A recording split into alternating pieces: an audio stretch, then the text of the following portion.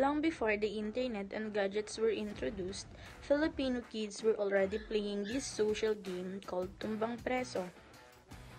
Tumbang Preso or Tumbalata in Tagalog or literally means knock the prisoner or knock down the can in English.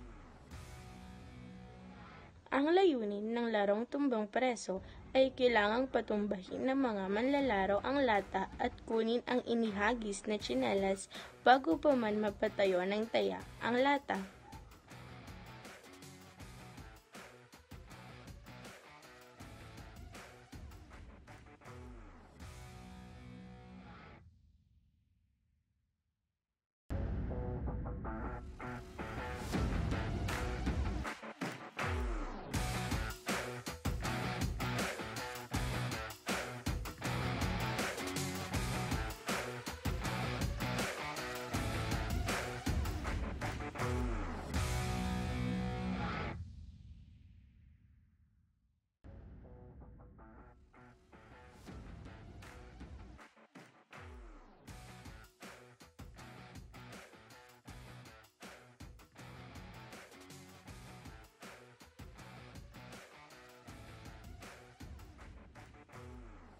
Ang kagamitan sa paglalaro ng tumbang preso ay lata at tsinelas bilang pamato.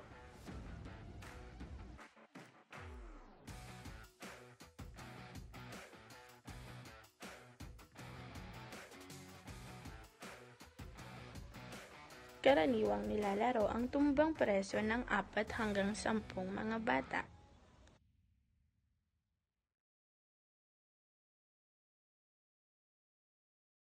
Sa paglalaro ng tumbang preso, binibilugan ng mga manlalaro ang palibot ng lata at inilalagay ito sa gitna. Guguhit din ng manuhan para sa ibang manlalaro. Ang taya ay tatayo sa may malapit sa lata at ang ibang manlalaro ay pipila sa manuhan na may layong 4 na metro o hanggang saan nila gusto. Kung mabilis ang taya at mabalik niya ang lata sa pwesto at maabutan pa niya ang manlalarong kumukuha ng tsinelas, ang manlalaro na nahuli ay siya ng taya. Kuha mo tsinelas mo pagtumba.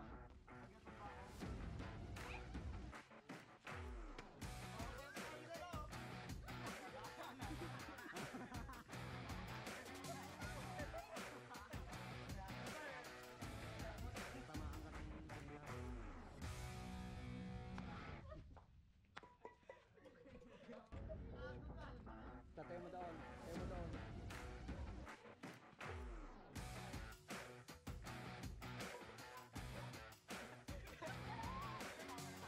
Tayo mo muna. Tayo mo muna.